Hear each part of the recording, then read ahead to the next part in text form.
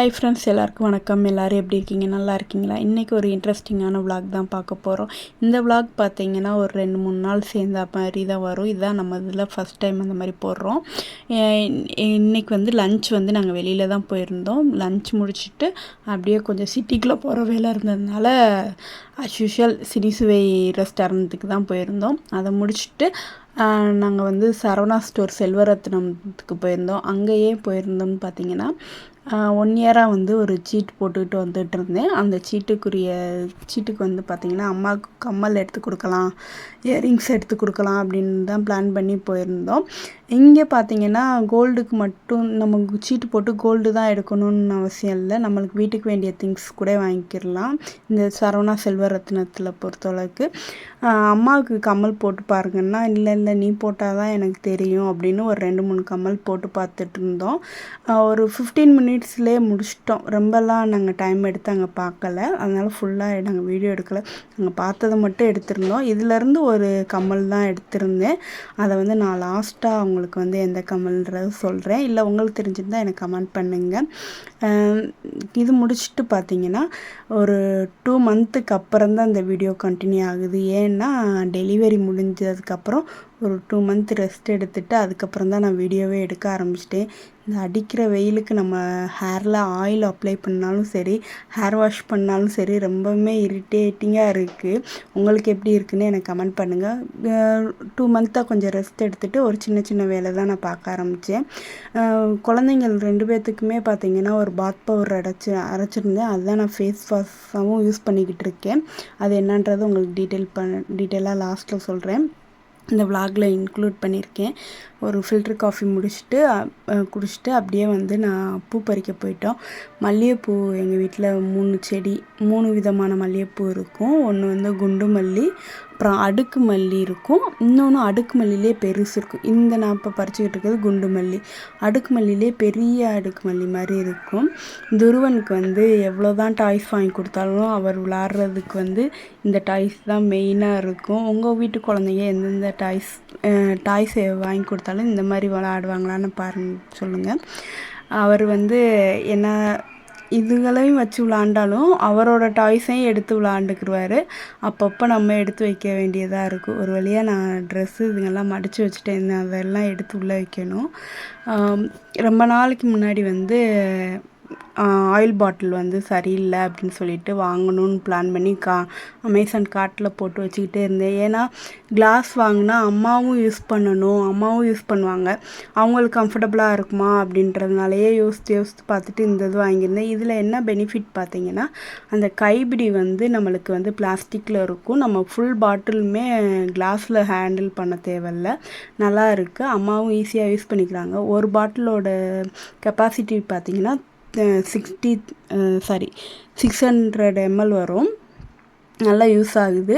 இதை வந்து நம்ம அந்த கைப்பிடி எடுத்து இப்படி சாய்ச்சோம்னாவே போதும், நல்லா ஆயில் ஃப்ளோ வரும்.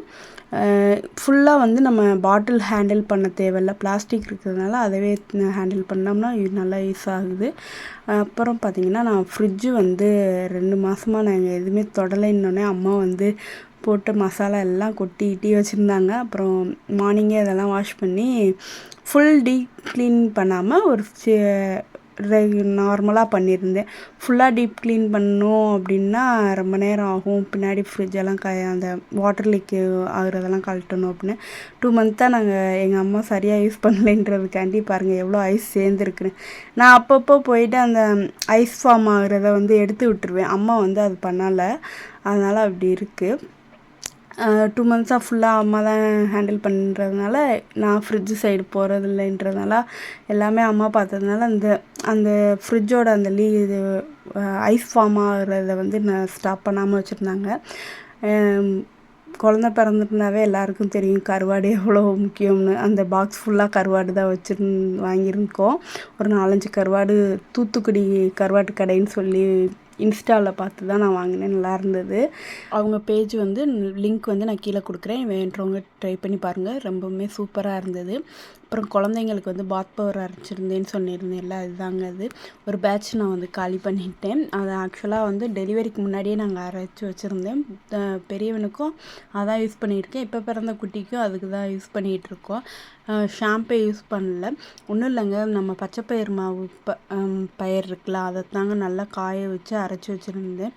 அதுக்கப்புறம் வந்து நலங்கு மாவு அரைச்சிருந்தேன்ல, அதுதான் காலியாக போகுது. நெக்ஸ்ட் பேட்ச் அரைக்கணும். அம்மா வந்து ஹெர்பல் ஹேர் வாஷ் பவுடரும் அரைச்சிருந்தாங்க. மார்னிங்கே கொஞ்சம் க்ளீனிங் ஒர்க்கெல்லாம் முடிச்சுட்டேன்.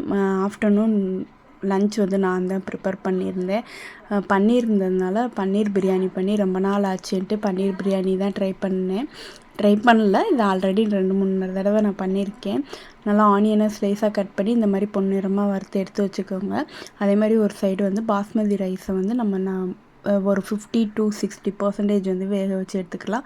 அடிகனமான பாத்திரம் எடுத்துக்கோங்க. நான் அன்றைக்கி வந்து இந்த கருப்பு வடைச்சட்டி தான் எடுத்திருக்கேன்.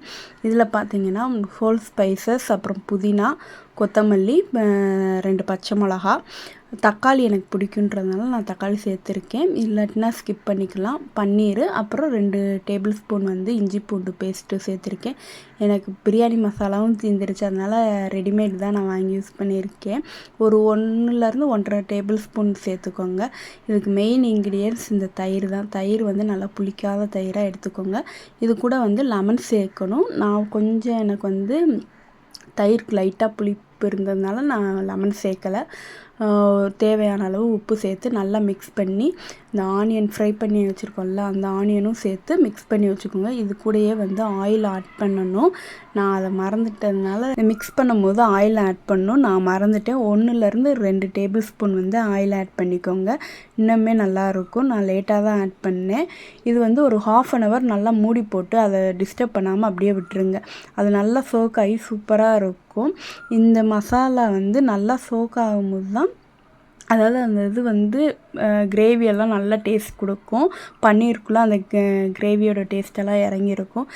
ஆயில் சேர்த்துட்டு நம்ம ஆல்ரெடி ரைஸ் வந்து ஹாஃப் குக் பண்ணி வச்சுருக்கோம். அதையும் எடுத்து இதுக்கு மேலேயே லேயர் மாதிரி வச்சுட்டு, நம்ம ஆல்ரெடி ஆனியன் ஃப்ரை பண்ணி வச்சுருக்கோம்ல, அதையும் இதுக்கு மேலேயே நம்ம சேர்த்துக்கலாம். குங்குமப்பூ சேர்க்குறதுனாலும் சேர்த்துக்கலாம். என்கிட்ட இல்லை, அதனால நான் சேர்க்கலை. அது ஆப்ஷனல் தான். கேஷ்யூ நட் சேர்க்குறதுனாலும் சேர்த்துக்கலாம். இதை அப்படியே எடுத்து இப்போ தான் நம்ம அடுப்பை ஆன் பண்ண போகிறோம். அடுப்பு மேலே வச்சுட்டு ஸ்டவ் ஆன் பண்ணி நம்ம ஒரு 10 to 15 minutes வந்து மீடியம் ஃப்ளேமில் வச்சுருங்க. அது சூப்பராக ரைஸ் குக் ஆகி சூப்பராக வரும்.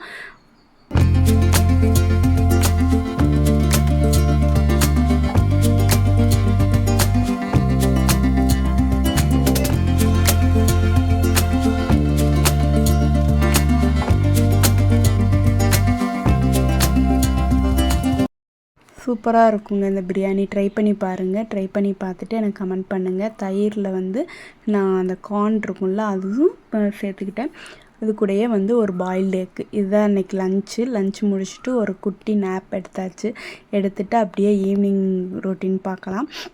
ஈவினிங் வந்து ஒரு டீ எடுத்துக்கிட்டேன். அம்மா வந்து வடைக்கு வந்து ஊற வச்சுருந்தாங்க, அரைச்சி கொடுத்துருந்தாங்க. அதை வந்து நான் வடையாகவும் சிலது போட்டுட்டு, இந்த மாதிரி கிள்ளி வடைன்னு சொல்லுவாங்கள்ல, கிள்ளி பக்கோடான்னு சொல்லுவாங்க ஒரு சில ஏரியாவில். உங்கள் ஏரியாவில் என்ன சொல்லுவீங்கன்னு சொல்லுங்கள். நாங்கள் பக்கோடான்னு சொல்லுவோம். சில இதில் ஏரியா சைடு வந்து கிள்ளி வடைன்னு சொல்லுவாங்க. இந்த மாதிரியும் போட்டு எடுத்துக்கிட்டேன். துருவன் இப்போல்லாம் அந்த மாதிரி தான் தூக்கி உட்கார வச்சு வேலை பார்க்கணும். அவர் அந்த அடுப்பில் என்ன நம்ம கிச்சனில் என்ன பார்க்குறோமோ அதை அப்படியே உட்காந்து பார்ப்பாரு. அவர் கிண்ணத்தில் என்னென்னா, அவருக்கு வந்து வெங்காயம், பச்சை மிளகாய் எதுவுமே சேர்க்காம வடை பண்ணி கொடுத்துருப்போம். அவருக்கு வந்து ஆனியன் போட்டால் பிடிக்காது. ஆனியன் இல்லாமல் அவருக்கு மட்டும் தனியாக. அதுதான் இது.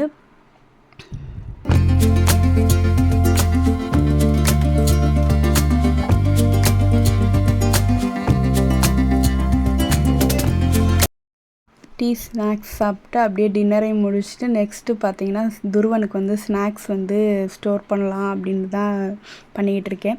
அவருக்கு வந்து பாப்கார்ன் அதிகமாக கொடுக்க மாட்டேன். இந்த மாதிரி மக்கானா வாங்கி பாப்கார்ன் மாதிரி பண்ணி கொடுப்பேன். பட்டரும் சால்ட்டு மட்டும்தான் சேர்த்து இந்த மாதிரி நல்லா உடையிற உடையிற அளவுக்கு வரும்போது நம்ம அதை வந்து ஒரு கொஞ்சமாக ஆற விட்டுட்டு இந்த மாதிரி ஸ்டோர் பண்ணிக்கிட்டோம்னா அவர் வந்து அப்பப்போ கேட்பார். நம்ம இது வந்து 2 டேஸில் தீர்த்துருவார். அவ்வளோ அவருக்கு ரொம்ப பிடிக்கும்.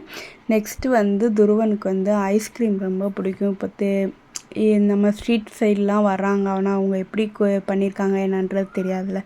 சரின்ட்டு நான் வீட்டிலையே வச்சுருந்த இன்க்ரீடியன்ட்ஸை வச்சு நான் சிம்பிளாக பண்ணியிருக்கேன்.